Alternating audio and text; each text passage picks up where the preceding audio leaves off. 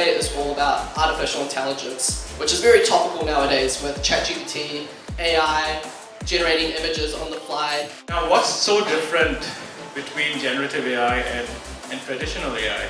I guess we all know. Big difference is traditional AI was good at matching patterns, pattern matching. We've all done machine learning, and it was good at predictions. But for the first time, AI can actually generate new content. So why is there such a buzz right now? It's easier than ever before, and I think that's why we're seeing this massive acceleration now. The advancement is huge. If I was to do this presentation on Monday, I would have said we can't use ChatGPT. It doesn't have the right data protections. Then yesterday I launched ChatGPT Enterprise, and all of a sudden, hey, we can probably use ChatGPT in a Fortune 500 company.